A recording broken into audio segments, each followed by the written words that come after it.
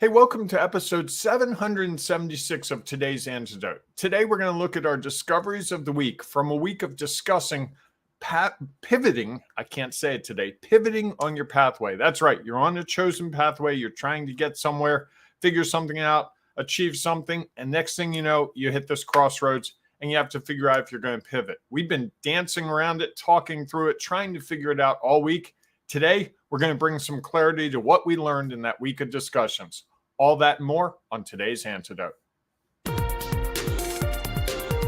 Stay tuned for today's Antidote, brought to you by the Renegade Success Network. Today's Antidote features a healthy dose of thought-provoking insights and information for business owners, entrepreneurs, leaders, and nonprofit professionals. Each day since March of 2020, this program has offered that one thing to help you continue on your own unique pathway to success. And now, Renegades, we bring you Bob Graham and Tom Brush. What's up, folks? Trying something new. Hey, Tom. How'd you feel about that? I felt like it needed a change, and I was just going to roll with it. Yeah. What's up, folks? Do. What's up, folks? No. The same body movement. Is that your one go-to dance move? Is that what you're sharing with us? No, my go-to dance move is the Kevin James scene in Hitch, where he does the Pac-Man and he does the. If you saw it, you've seen the movie Hitch, right, with Will Smith? Yes, parts of it. Okay, and there's the scene where Will Smith and Kevin James are in the apartment, and Kevin James is showing him his dance moves. Briefly. He does the Pac-Man across, and then he talks about and throwing away the Q-tip, making the pizza. Yeah. That's you? That is me, although I'm contractually prohibited from doing it ever again. You wrote a contract about that? I have a sacred bond that that prohibits me from doing it for a variety of reasons. With yourself? This bond is with yourself? No. Oh, someone else. Someone else, yes. Probably wisely so. Is it like Elaine on Seinfeld? Just that? It's not. It's just incongruent with how one wants to be in the world. Let's put it that way. Is that a judgment? Yeah, yes. It's perfect for a movie, but not good for real life. Let's put it that way. Sounds like another judgment. I think we're up to 2 already today. Hey, it's early. Yes. It's Friday. It's Judgment Friday. Fair enough. All right, everyone. Good morning and welcome to today's Antidote, our daily broadcast and podcast. Each weekday, we have a conversation around a topic. This week's topic has been pathway pivoting. And as we've gone through that conversation, we've discovered a few things that we are going to share today. And as we go through that conversation, if you have things you'd like to share, please feel free to put them in the comments. We know it'll add value to our show. Before, though, we dive into that conversation, each morning, Bob and I share our one thing. No, our celebrations. Our celebrations. Bob, what are you celebrating today? I'm celebrating that you who do this every day, every now and then it gets complicated for you, which shows me that you're human because you do this so eloquently. It's actually nice that there are days where it flows off. No, that's not what I'm going to celebrate. I'm going to celebrate the fact that 2 days ago, I went to a shoe store and bought new running shoes. I showed them off yesterday. I had a gentleman there, I think it was Jake, at the Charm City Run in Bel Air, Maryland. And Jake was really great. He listened. We talked about things. And I bought a really nice pair of shoes that I ran on for the first time at noon yesterday. And they're really comfortable, really everything I'm looking for. So it was not what I would have expected to have bought. But it turned out it was really a good choice. And I felt like he listened to me. He allowed me the space to sort of figure it out. And I didn't feel pressured. I didn't feel pushed. I felt like we were both trying to achieve the same goal, which isn't always the case when you're in a retail setting. So kudos to Jake at the Bel Air Charm City Run. Nice. Did you run in the rain? It did not rain yet, thankfully, because I got back just in time for it to start to pour. And it was not the joyful drops falling from the sky rain. It was the monsoonial rain that not so much fun to run in. Monsoonial. Monsoonial. It also got very, very cloudy, and it would have been hard to see me, which, you know, I had a big bright orange jacket on, so you would have seen me, but I think the crossing roads would have been more complicated than probably I needed yesterday. And I would have gotten my new shoes wet, which was a concern. You voiced that after the show yesterday. I did. Yes. So, and Tom, to his credit, you know, we talked about something coming up at 11 a.m. to throw me off track. Tom was kind enough to send me something at about 11:10 and say, hey, could you look at this for me? And I did that. And then at 11:45, the power went off. And then it came back on and then went off again and it was off. And I'm like, okay, it's a sign to go run. And I put on my running clothes and out I went. Nice. Yeah. And for the record, I don't run in clothes that look like Richard Simmons. Okay. Just so. You do or you don't? I do not. No, I do not have the flag short shorts. And yeah, no, I do not. It's Friday. Okay. I won't take that conversation any further. Probably wise. Probably. So, how about you, Tom? What are you celebrating?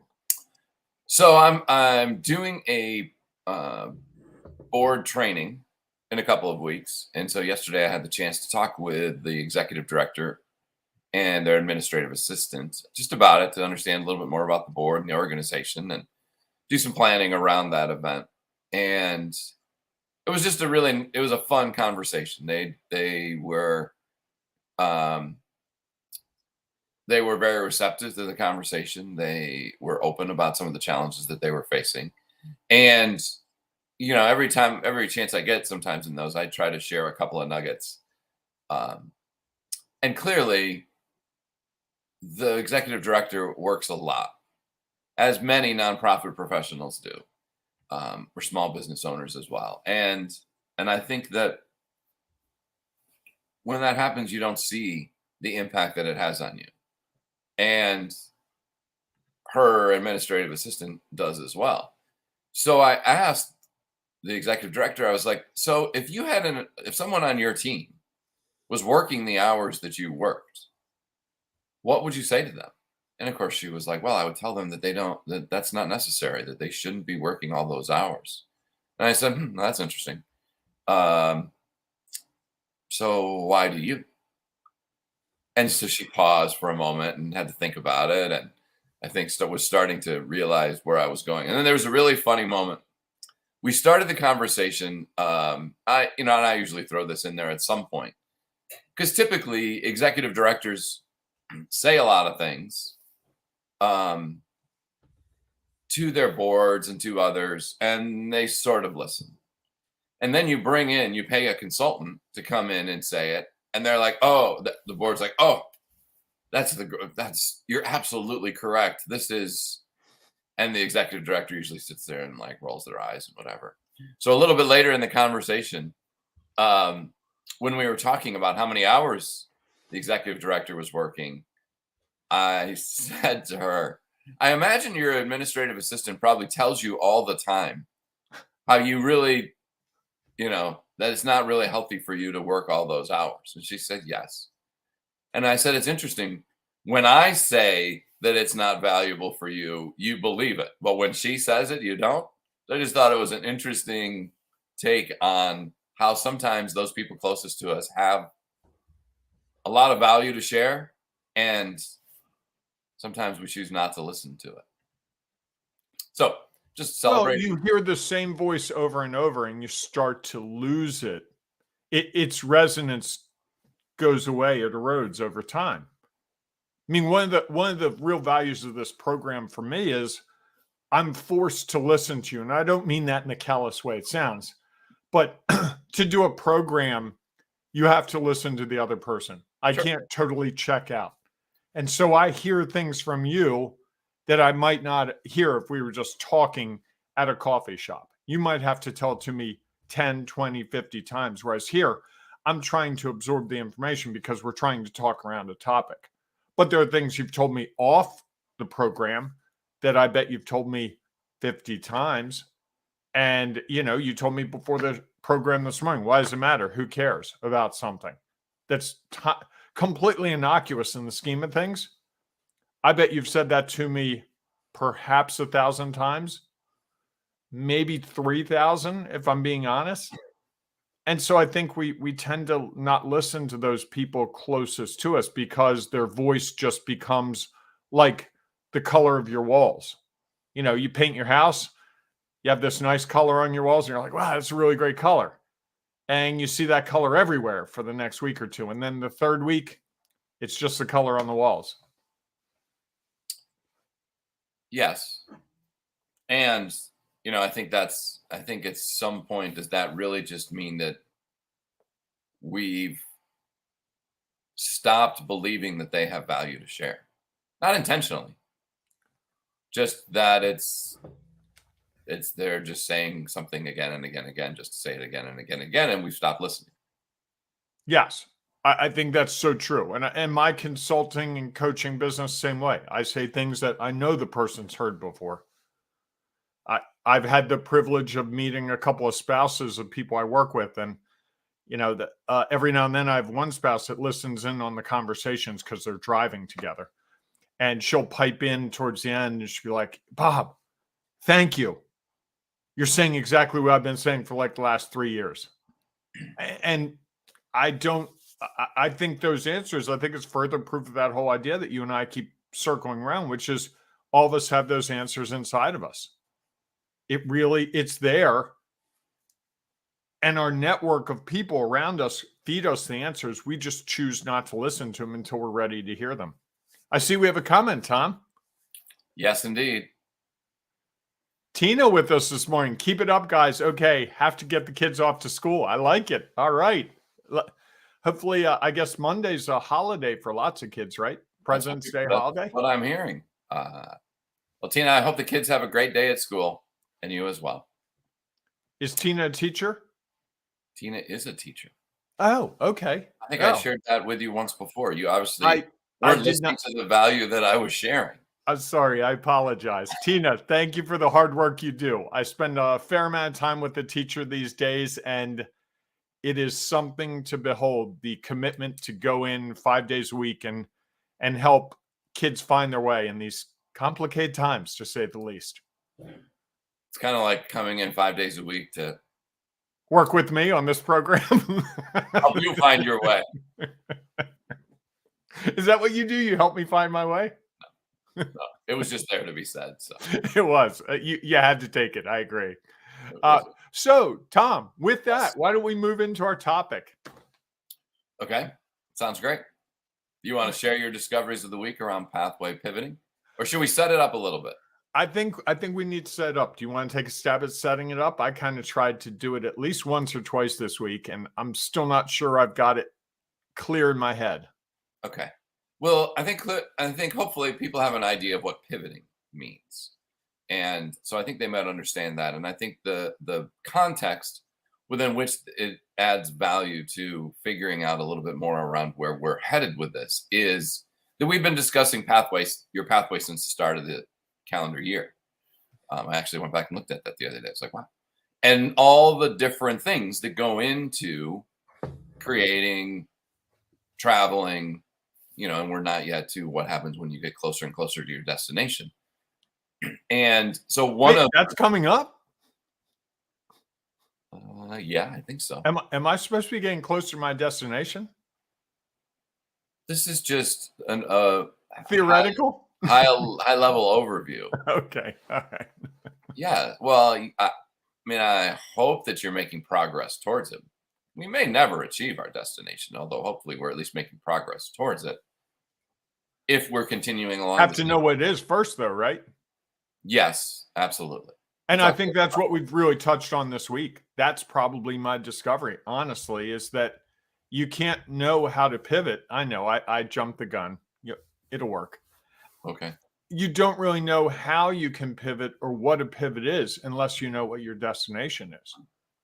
because I think as I look back on many situations in my life, I was pivoting without knowing I was pivoting. And I think at times I was blindly following things that just sounded really good in the moment when the emotion was, this is not working. I've got to change something right this minute because this is really starting to tick me off. Or, oh man, this is working really well. I'm going to invest my entire world into this thing. I think I'm that kind of guy. And I think this week the discussion has really helped me realize that I need to try to separate emotion from it as much as possible. Give the space to the emotions. We're all going to feel things, but not let the moment of emotion guide me to making the decision.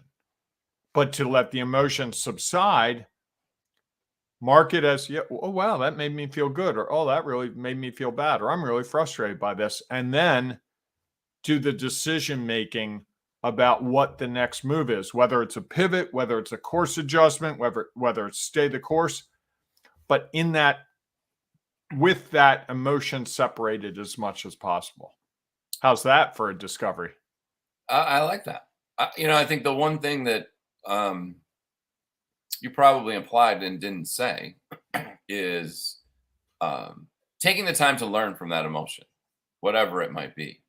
And I think that's sometimes the missing piece is we have an emotion based off of some action or some action. Action happens, there's an emotional response.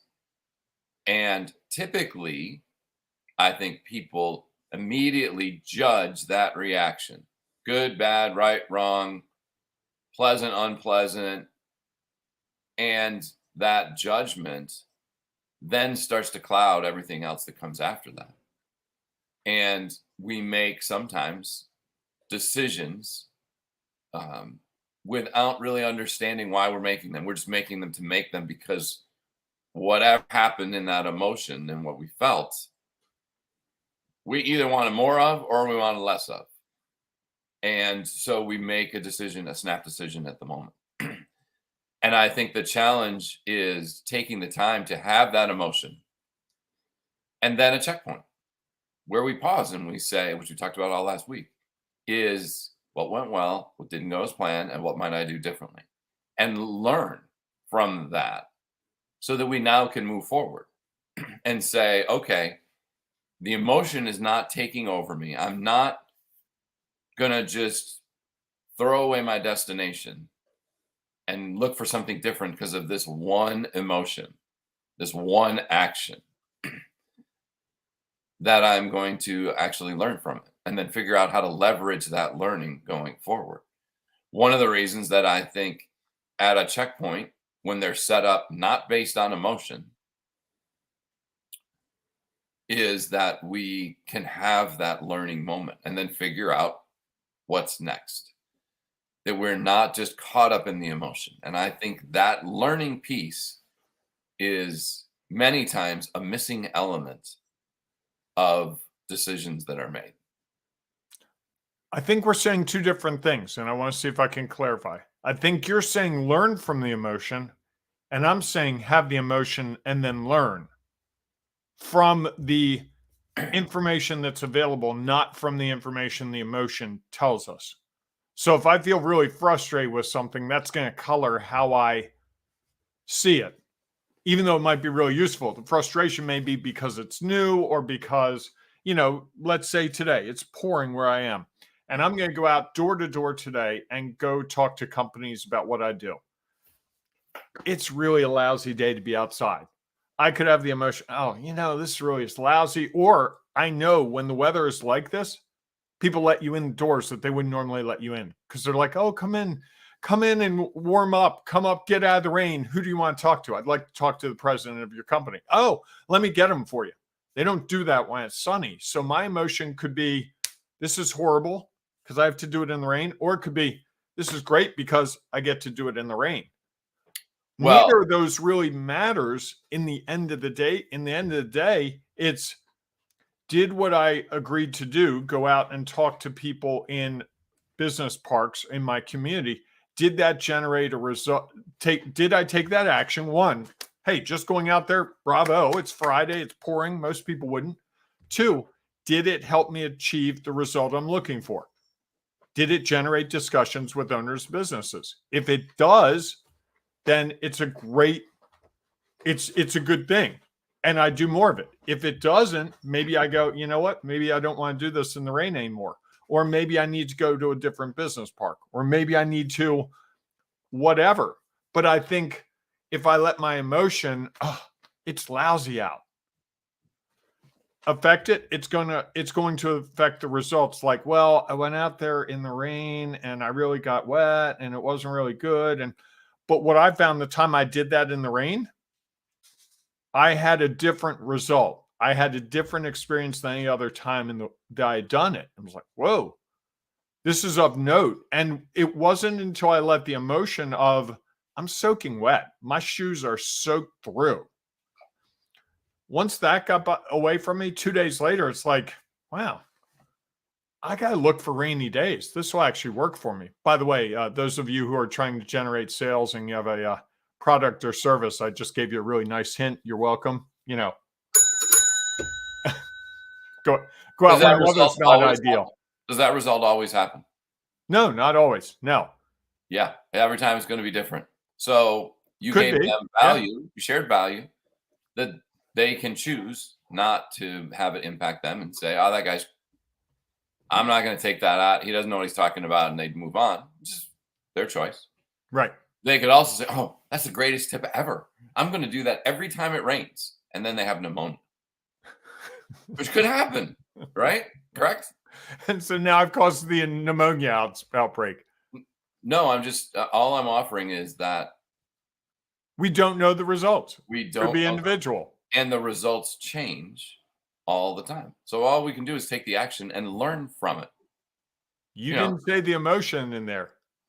You said take the action and learn from the action, not the emotion. What I heard earlier was take the action, have the emotion, and learn from the emotion. But it's the action we're learning from, right? Correct. I think we agree on that. Yes, because when you described it, you left out the learning piece. You said something's going to happen. You're going to take some action that you initially judge, interestingly enough, because you said it was a lousy day. That was how you started it. So there's a judgment already that, like, why would I ever do this? Then you had the emotion. And I think that the having the emotion is going to happen. We cannot control that. We're human beings. We can try to limit how long we're stuck in the emotion. That's the piece. And what weight we give it, right? The weight we give it, I think, is a judgment. Once you start, we can say, "Hey, I had that feeling." You know, Tom, this was a lousy program today. I can say that to you after the program. You can say, "Okay, Bob, that's your opinion. Thank you." And you go, "Okay, that's good feedback." And then you wait 10 seconds or 30 seconds, or you evaluate and say, you know what, he's not in a place today to have a discussion about this. I'm going to talk to him later about the program and why he thought it was a lousy program today. Or you can say right away, well, why do you think that, Bob? Well, this didn't go right, this didn't go right, this didn't go right, this didn't go right. And then you say, okay. And you can, we have a whole bunch of points here that we can, data points that we can evaluate or not evaluate. I want to jump in because Michael wrote a really great comment. Great topic, guys. You know I love affirmation.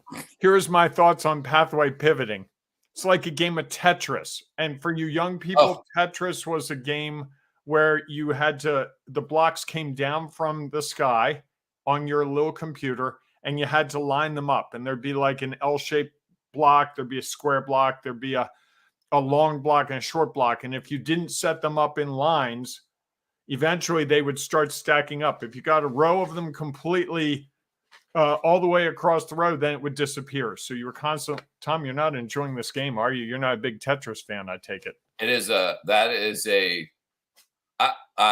No, I am. I've never seen your reaction to anything like you just had to Tetris. I have quite the recollection of Tetris. So finish his comment. Okay. You have to keep moving and fitting your pieces together in different ways to stay ahead of the competition. So if you are a business owner, be ready to pivot like a ballerina and shake things up like a snow globe. A fun thought. Bravo. Some beautiful writing there. Some great imagery. Yeah, I A love plus it. for imagery. And I think the the one thing is that I would offer in addition to that is, you know, choose the time at which you are going to consider your pivots. Mhm. Just be aware of the emotions that might make you want to pivot, maybe, and the emotion is causing that choice rather than what you have learned. That'd be my only, and I agree. So, have I told you my Tetris story? No, but I feel like it's coming, so bring it on. Go ahead. So, back in the day, uh, and I forget what. So, I was a senior in college, and I was working on my thesis, sort of, between first semester and second semester. So, over break, and I was on campus because I had I was doing like a shadowing a teacher, I think. Okay. Um, and so this was back when not everybody had a computer, and I didn't have a computer. You had to go to like the computer center, I remember and those days. there were a few people in the dorm who had it, and one person wasn't going to take theirs home. And so I said, geez, it'd be great because I'm going to be living in my room, if I could, borrow your computer. Or they said, like, would you like to borrow it to work on your thesis here rather than having to go? And I said, sure. Well, Tetris was on their computer. I probably did more playing Tetris than I did working on my senior thesis. Probably. Most likely. And, and again, it's a thing about where you're taking shapes and you're shifting them around to fit in, and you have to do it before like they fall and don't fit.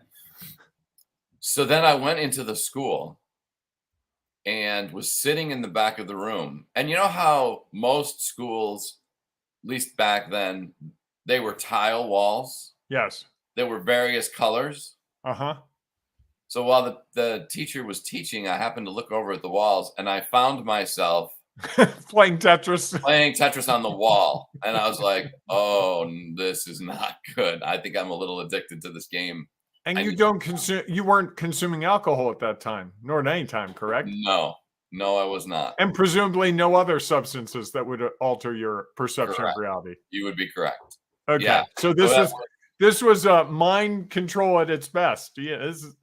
There is no doubt that for a while there, every time I saw shapes, I was trying to figure out how to flip them, turn them, spin them so that they fit with the shape below them. Yeah. Tetris.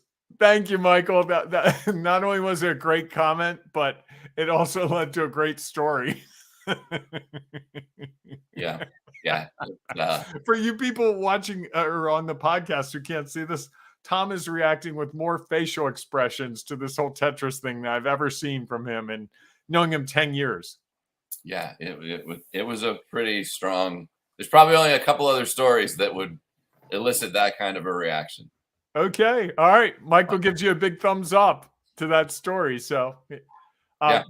Tom, we should probably hit the road. It's been a great week. And next week, our topic is, refresh my memory. I'm totally blanking. You're going to put me on the spot, aren't you? I think we're still working on that a little bit. Oh, that's right. You're right. I apologies. We have an ongoing discussion about that. Yes. Well, because we're at a checkpoint.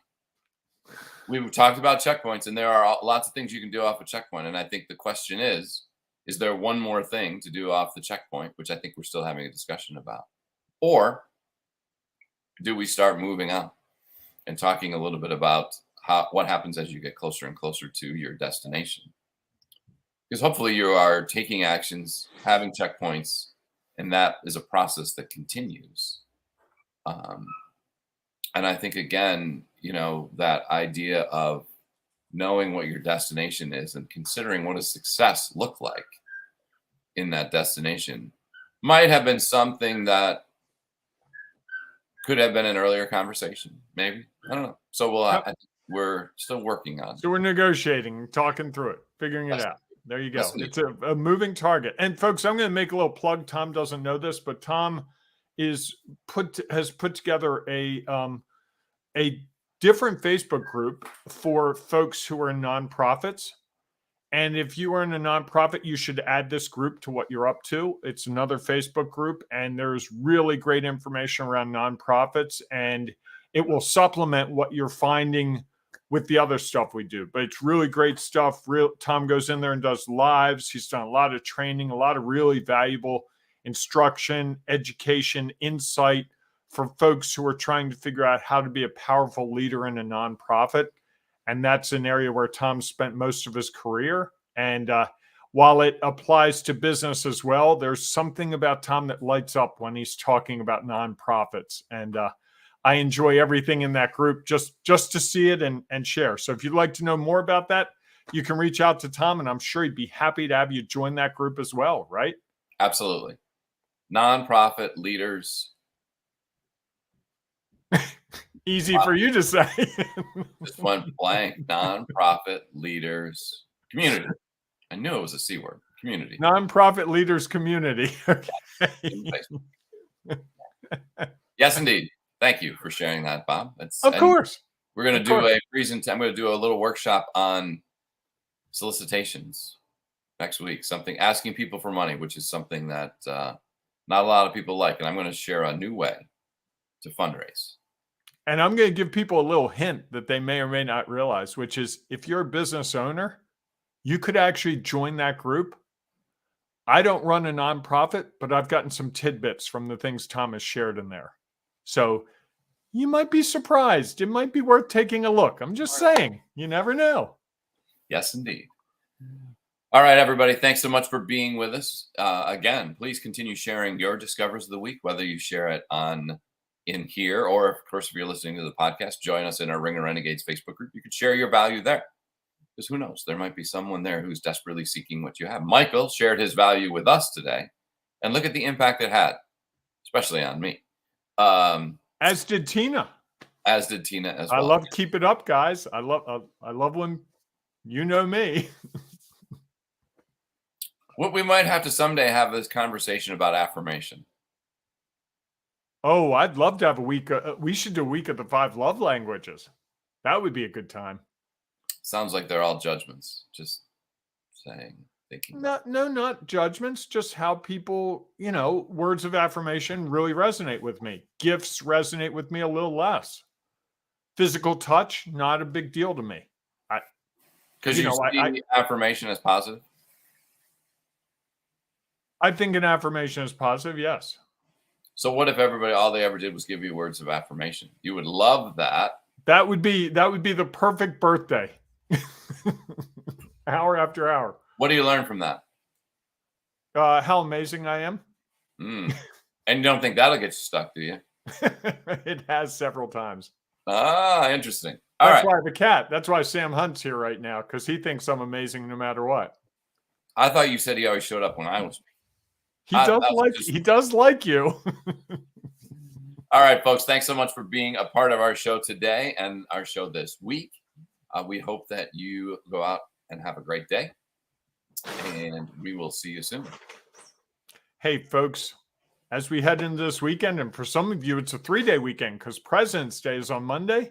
We'll be here Monday morning, 7 a.m., I promise, 7-ish, being honest. But hey, as you go into this weekend, whether it's a 2-day weekend, a 3-day weekend, or a 4-day weekend, or a whole week off, whatever it is, embrace the renegading you. It's so worth it. Yes, indeed. Have a great day, everyone. We'll see you soon. Thanks for listening to today's Antidote, powered by the Renegade Success Network. The Renegade Success Network helps you confidently create your own unique pathway to success. To learn more about the Renegade Success Network and how you can take your next step, follow us on Twitter, connect on LinkedIn, or join the Ring of Renegades Facebook group. For full details on how you can join our community, go to renegadesuccessnetwork.com. Embrace the renegade in you.